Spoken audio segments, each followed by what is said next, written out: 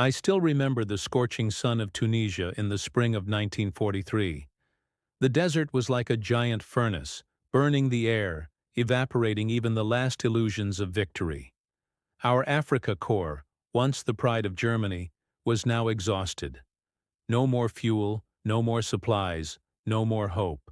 The panzer tanks that had once thundered across the battlefield now stood motionless, nothing but useless blocks of steel. The day we were completely encircled, I knew it was over.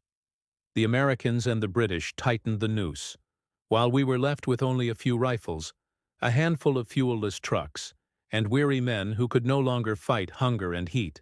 My commander gave the order to lay down our arms. I dropped my carabiner 98K into the sand, hearing the sharp clang of metal. In that instant, my heart felt empty.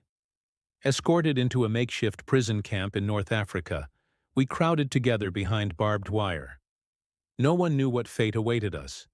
Some comrades whispered that we would be sent to England, others that we would remain imprisoned in Africa. As for me, I could only stare into the cold desert nights and wonder, would I ever see my homeland again? Weeks later, rumor turned into truth. The Americans would take us across the Atlantic. When the news spread, many panicked.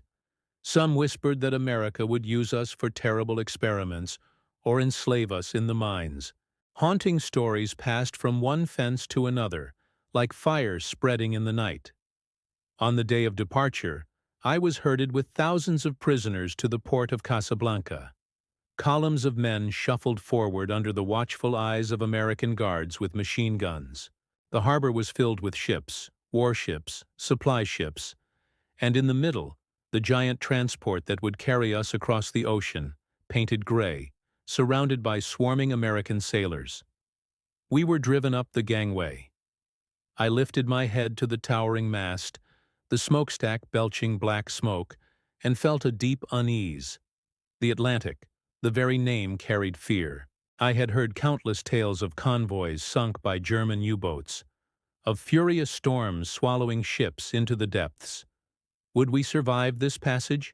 The ship left port at dawn. As Casablanca shrank behind us, I gazed at the horizon where the blood-red sun was rising.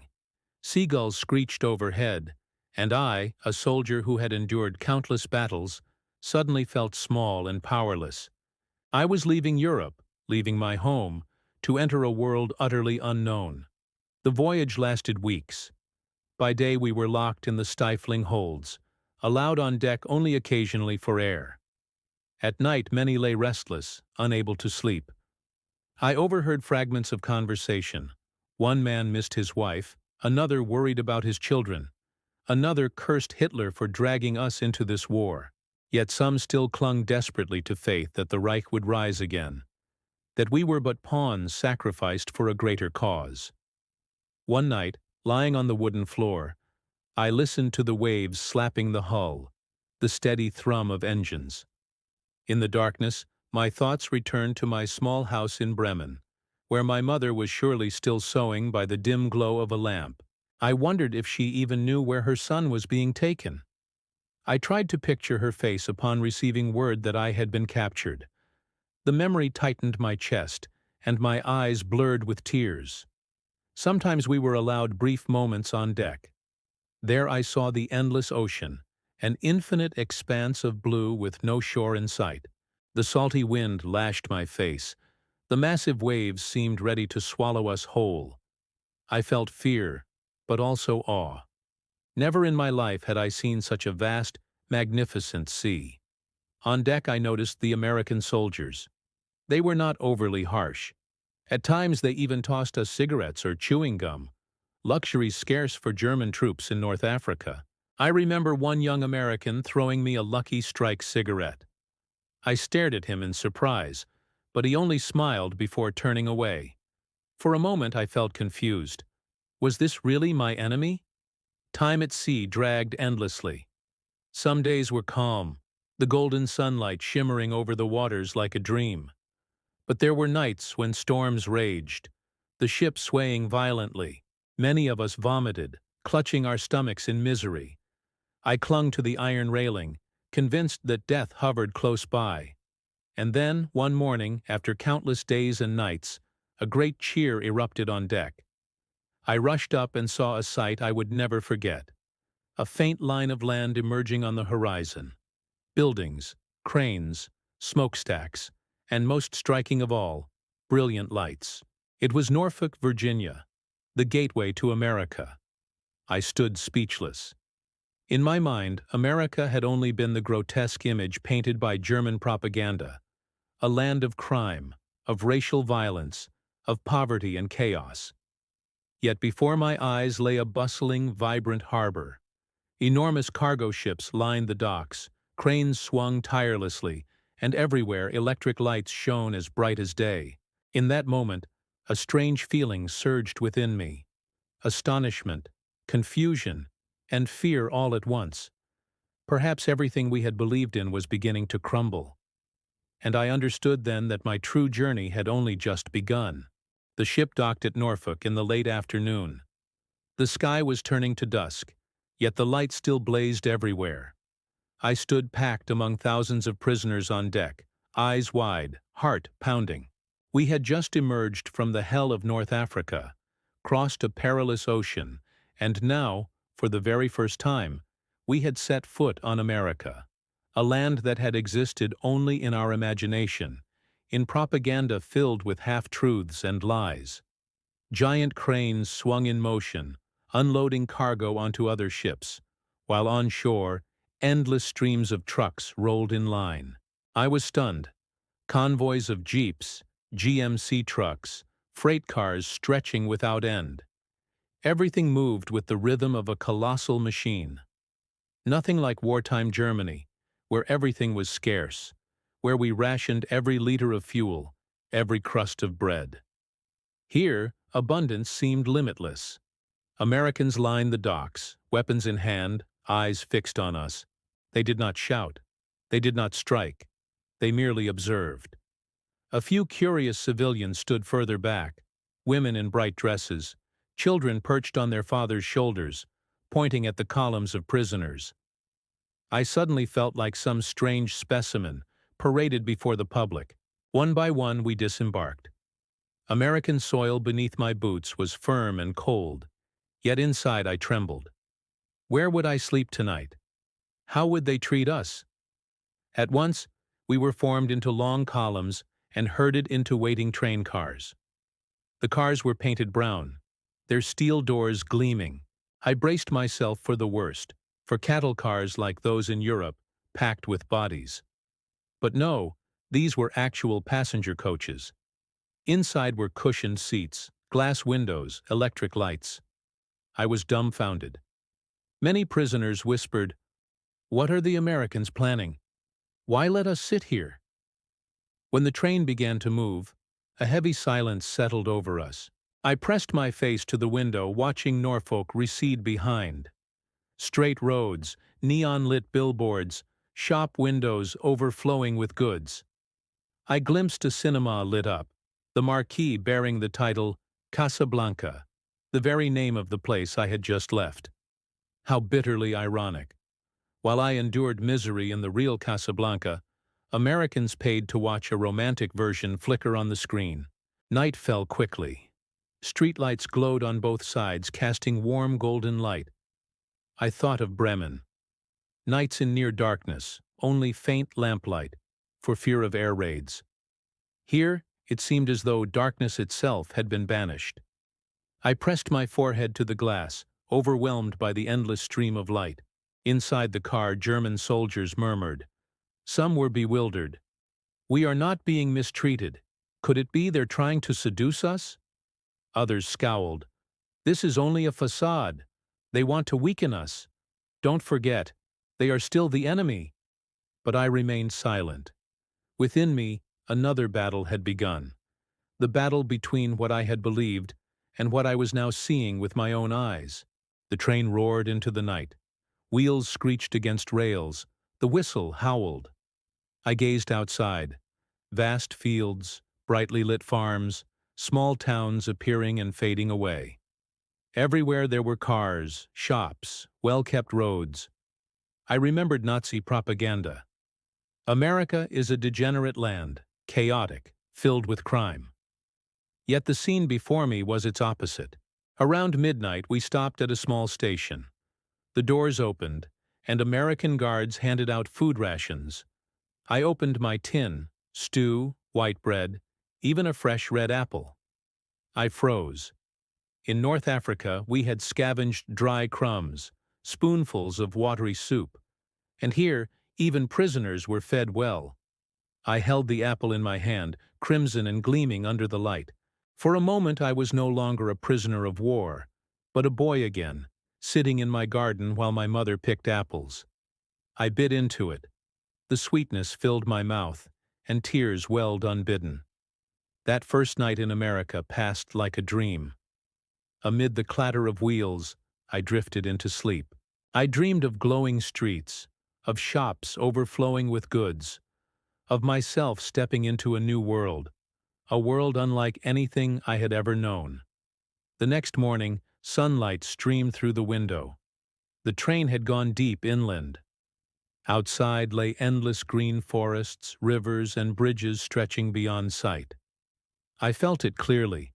America was not only rich, but boundless, and I began to realize that this war had not only been lost on the battlefield, it had also been lost in sheer capacity against a country that could produce without end, that could light every corner, that could feed not only its people, but even its enemies' captives.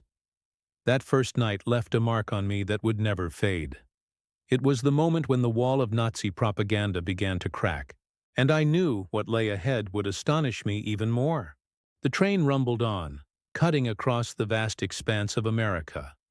From that very first night in Norfolk, I was still overwhelmed. But what kept me and many of my comrades whispering in disbelief were the passenger cars the Americans had given us. I remember clearly the first time I stepped aboard. Polished wooden doors, spotless glass windows, soft upholstered seats, even warm yellow lamps hanging from the ceiling. There were no iron bars, no chains, no suffocating crowding. Each prisoner had his own seat. It was the exact opposite of everything I had imagined. In my mind, prisoners were always herded into filthy cattle cars, crammed together like animals. Yet here, I sat as though I were a true passenger. That feeling unsettled me. I wanted to tell myself this was just a trick, a psychological ploy, a theater staged to soften us. But as I leaned back against the cushion, inhaled the scent of new wood, and watched the glow of the lamp above, a strange tide of emotions rose within me. Gratitude, suspicion, and shame, all at once. The train rolled on day and night, carrying us deeper into the continent. At every stop in some small-town station, American guards brought us food and water, not the meager rations of a prison camp, but white bread, hot soup, steaming coffee, and sometimes even cigarettes. We exchanged looks of disbelief. Back home, even frontline soldiers rarely ate so well, let alone defeated prisoners of war. On the second morning, I sat by the window, eyes fixed on the passing world. The tracks cut through massive industrial zones, steel mills with towering smokestacks, automobile assembly plants, warehouses piled high with containers. I saw convoys of brand-new trucks lined up, waiting for transport. Endless freight trains thundered past, stretching further than the eye could follow. In Germany, we had been taught that America was weak, its people lazy, its industry chaotic. But seeing it with my own eyes, I realized the lie. This was a nation running like a colossal machine, so powerful we could never have imagined it. At one shipyard, I spotted 3 warships being built side by side. My heart sank. In Bremen, finishing one ship took us years of hardship. Here, it seemed they could launch several in mere months. Other prisoners whispered too. A man near me, once a mechanical engineer in Hamburg, shook his head. Impossible. How can they build so quickly? Another answered, because they have everything: steel, oil, wheat, and endless land. Germany lost the war the moment we chose this enemy. Those words cut into me like a knife. I wanted to protest, to cling to the belief that the Reich was still mighty. But outside the window, convoys, factories, boundless farmlands, all stood as living proof that we were small men chasing a doomed illusion. At noon, American guards pushed in small wooden crates. Inside were bottles of milk, wedges of cheese, and golden oranges. I held one in my hand, feeling its smooth, cool skin. In Europe, since the war began, oranges had all but vanished, luxuries beyond reach. And yet here, even prisoners were given them. I bit into a slice, and the sweet tart juice flooded my mouth, carrying me back to childhood, to holidays when my father would bring oranges home for the family. The memory stung my eyes with tears. That second night, I couldn't sleep. The train roared ever onward, while outside the window flashed towns, steel bridges stretching into the dark, highways where convoys of trucks rolled ceaselessly. I thought to myself, if this is the enemy's land, then this enemy does not fight only with guns.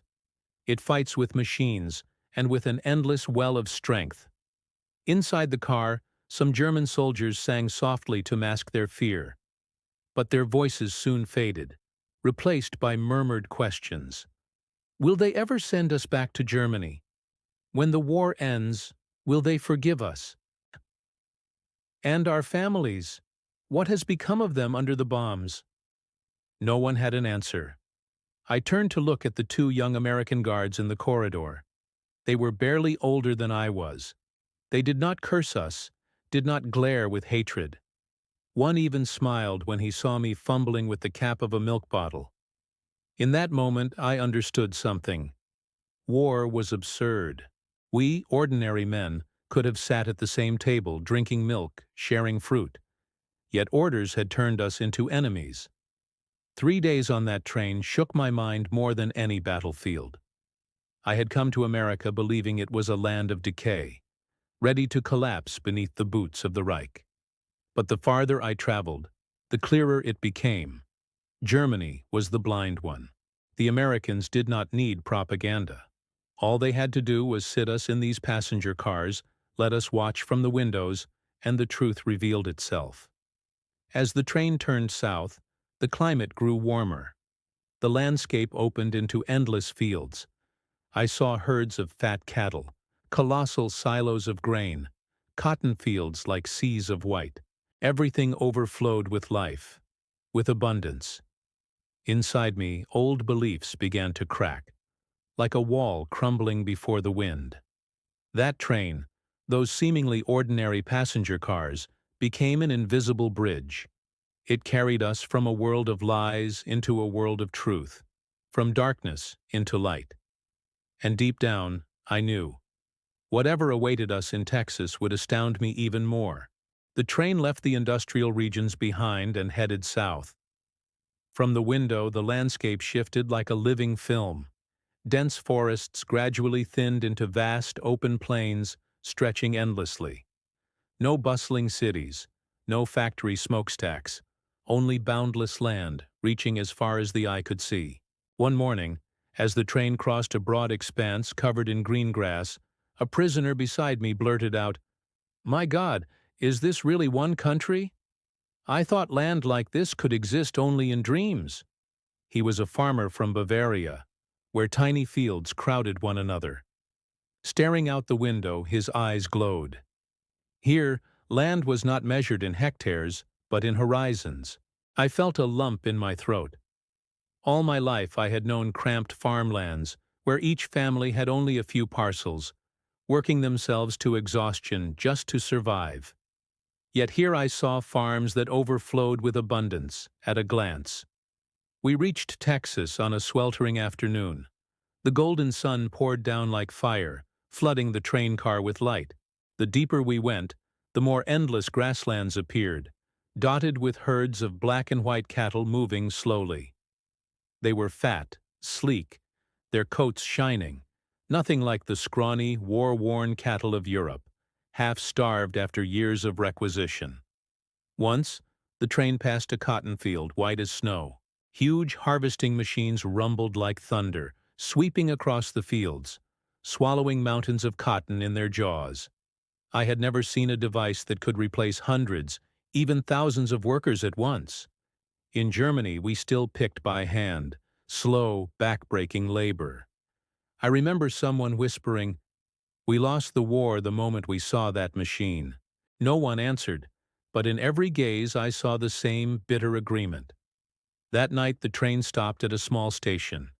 The Americans led us out in groups, marching us into a warehouse where food was waiting. I remember it clearly. Soft white bread, a thick slice of ham, a red apple, and a cup of cold milk. I held the loaf in silence. White bread, something that had nearly vanished in Germany, replaced by dark, dense loaves mixed with husks and fillers. Here, it was soft as clouds. I took a bite, and the sweet fragrance of wheat filled my mouth. I felt joy and sorrow all at once. A prisoner next to me gave a wry smile. "This is for prisoners. Imagine what their own people eat." His words silenced us. If this was only a temporary ration for the defeated, then the abundance of the locals must be beyond imagination. The next morning the train pressed deeper into central Texas. From afar I saw colossal grain silos, towers rising like fortresses, linked one to another. Long dirt roads stretched out, lined with tractors and trucks. They carried endless loads of wheat, corn, cotton, flowing like lifeblood through the country. Not small convoys, but unbroken lines, a ceaseless stream of plenty. Inside the car, the atmosphere had changed. No one sang anymore. Everyone stared silently out the windows, their eyes heavy with unspoken thoughts. I knew what they were thinking.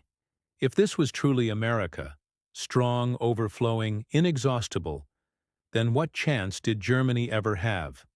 I recalled a letter my mother had sent before my capture. She wrote that at home, people queued at dawn for their bread rations, each family allowed only a few eggs a week. She hid the truth from me, but I knew she and my sister had grown thin. The thought of them, contrasted with the overflowing herds and fields outside, stabbed at my heart. That afternoon the train passed a small town. American children stood by the tracks, waving at us. Some even tossed apples and candy up to the cars. I was stunned. The guards did not stop them. They only laughed and waved the children back. My comrades caught the gifts, staring at them in disbelief. We were prisoners, the enemies of their parents, yet the children still waved without malice. In that moment I no longer felt like an enemy, only a human being, lost in a senseless war. On the third night in Texas, we arrived at our destination, a newly built camp, fenced with barbed wire. But before stepping inside, I looked up at the sky. It was vast beyond imagining, filled with stars so bright I had never seen their like in Europe. Standing on those endless plains, I felt utterly small, almost pitiful. I understood then.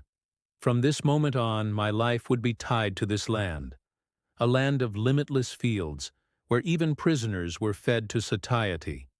And it was here that my final belief in the invincibility of the Reich began to crumble. The prison camp gate closed behind us with a heavy metallic clang. Silence fell. No one spoke a word. Each of us imagined the ordeal awaiting inside. Dark cells, whips, scraps of food. Yet what unfolded before our eyes was the complete opposite. The camp stood in the middle of a vast open field, built from rows of brand-new wooden barracks, painted in pale colors, their tin roofs glinting under the sun. Around it stretched barbed wire fences and guard towers where American soldiers stood watch. But strangely, there was no tension, no hateful glares branding us as enemies. Some of the guards even offered polite smiles, as though greeting a group of new arrivals, not captured prisoners of war. We were divided into rooms, about 10 men each. Inside were wooden bunk beds, clean blankets, even paper and pencils on the table. A comrade whispered, This is a prison camp?" I didn't answer.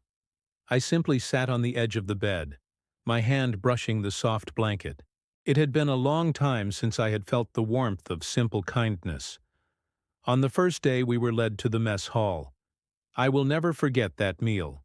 Beef stew, mashed potatoes, boiled green beans, and a slice of sweet apple pie. On the table there was even hot coffee. A fellow prisoner gave a dry laugh.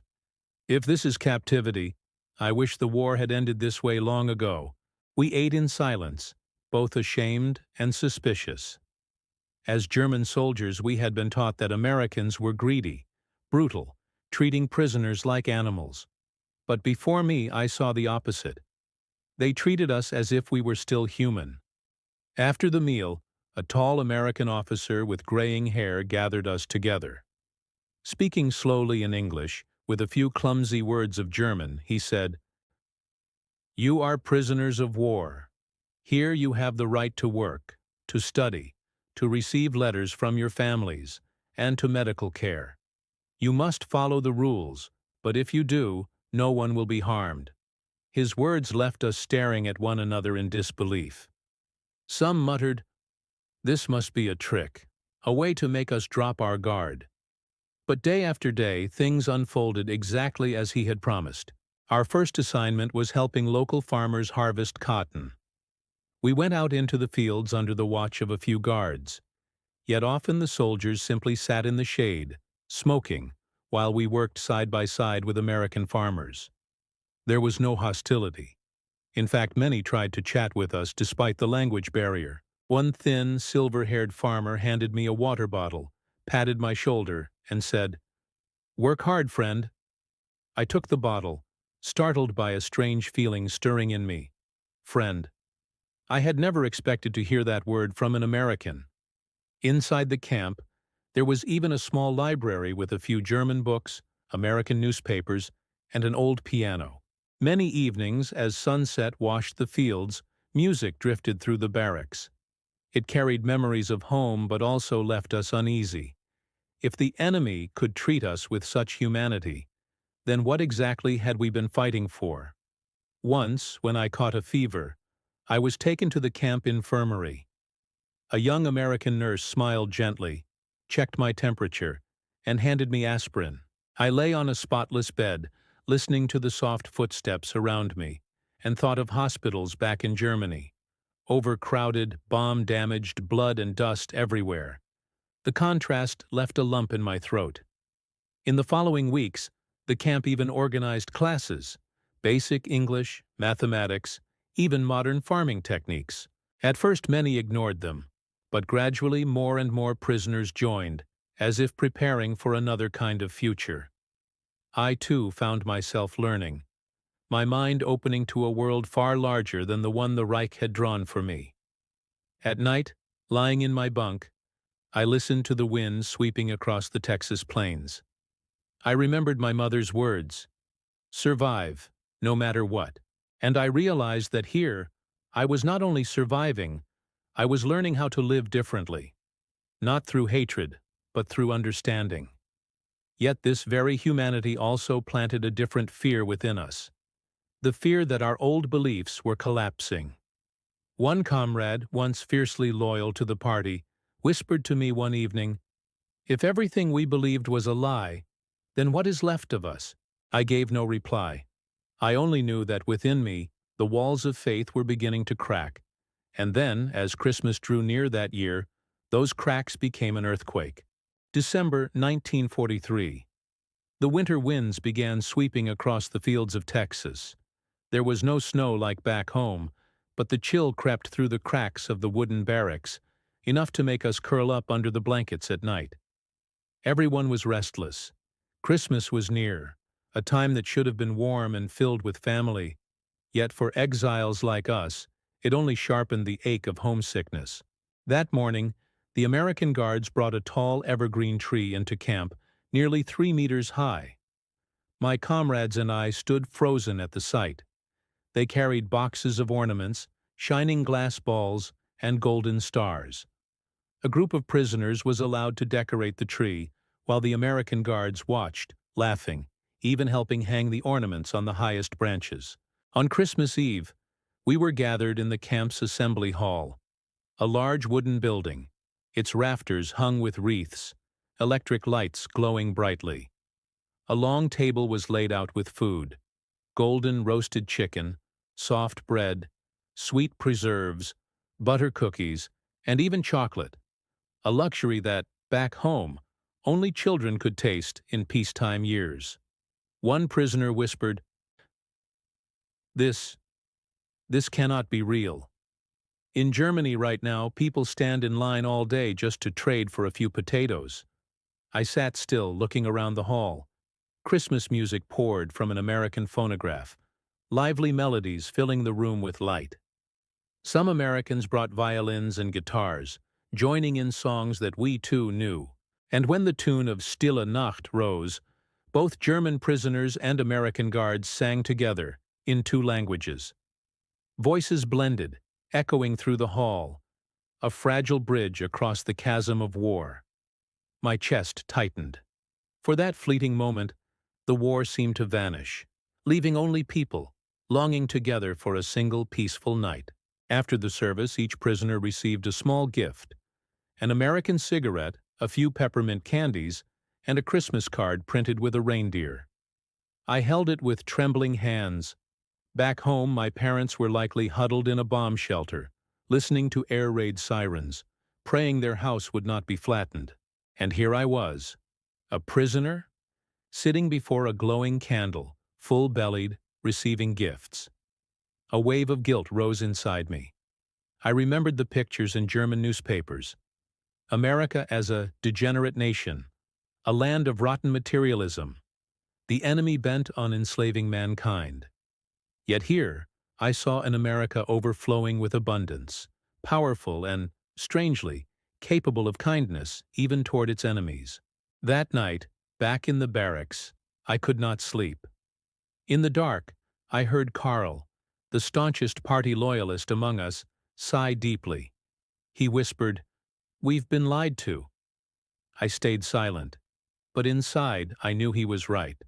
Our whole lives we had been raised on slogans of hatred, taught that the enemy deserved only destruction. Yet here, the enemy was showing us another face: humane, generous, beyond the narrow world we had once believed in. In the weeks that followed, the camp held film screenings for the prisoners.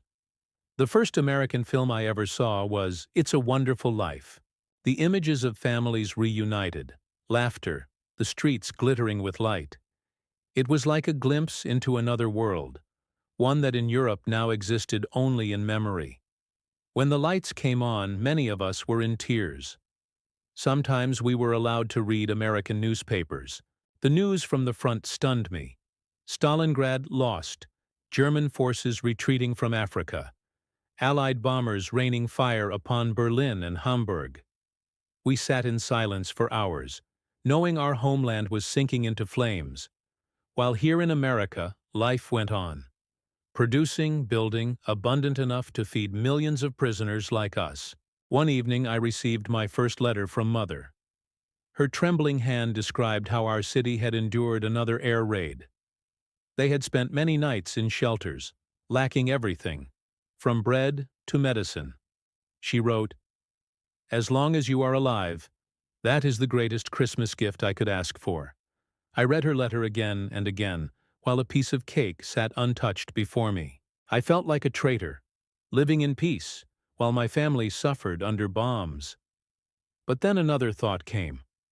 Perhaps the truth I was witnessing here was the most valuable thing I could bring back, truth that might save the future.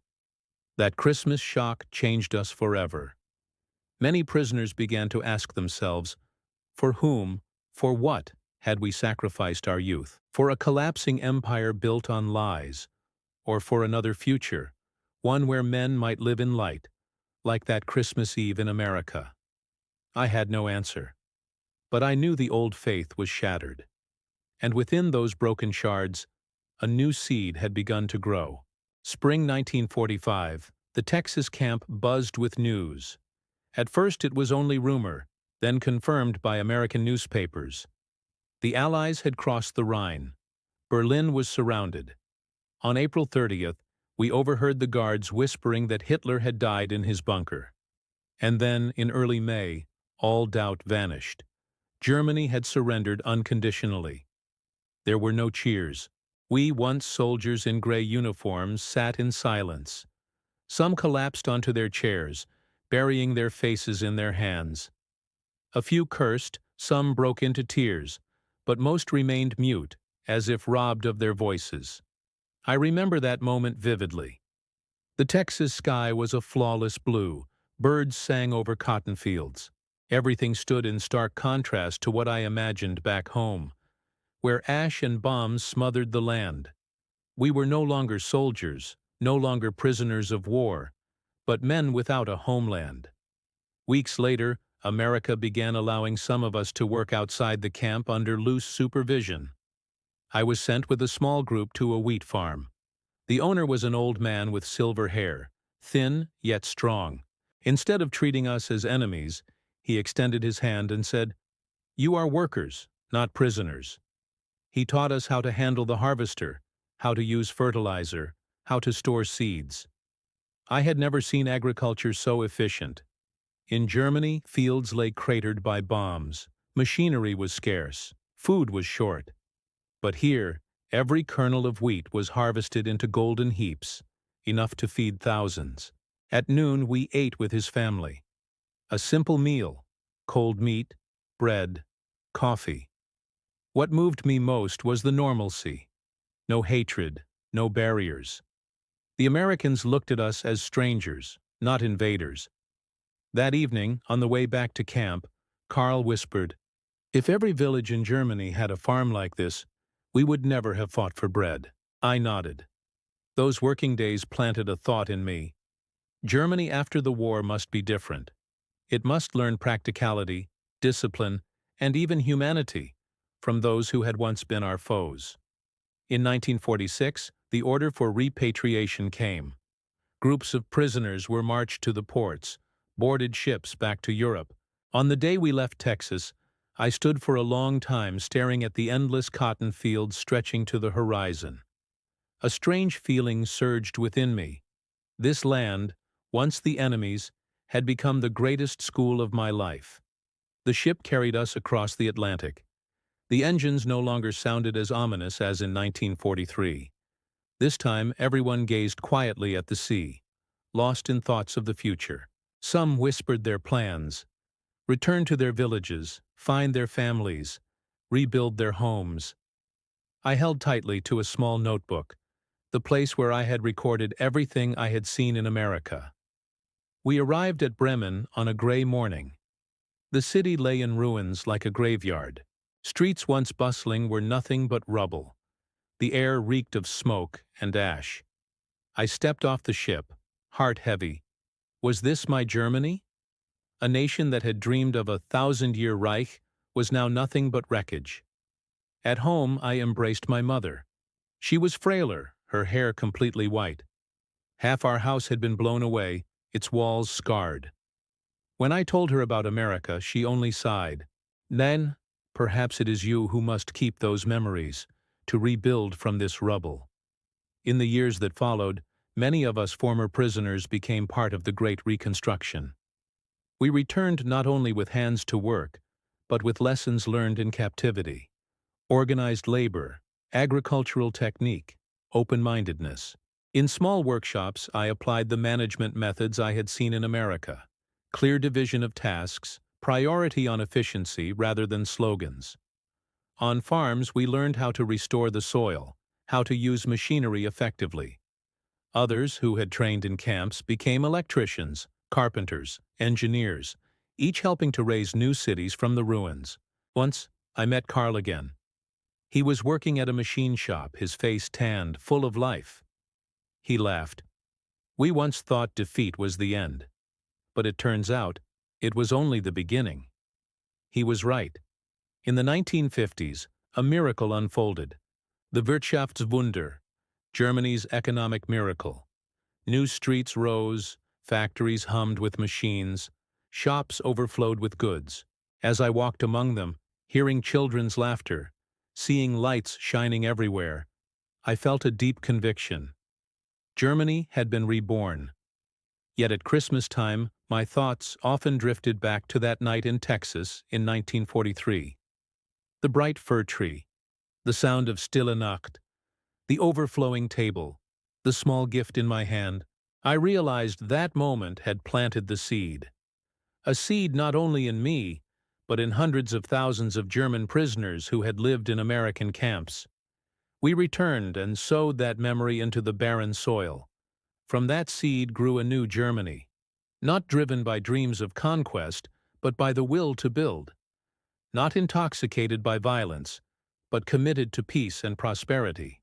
And perhaps that was the greatest gift America, our one-time enemy, unknowingly gave us.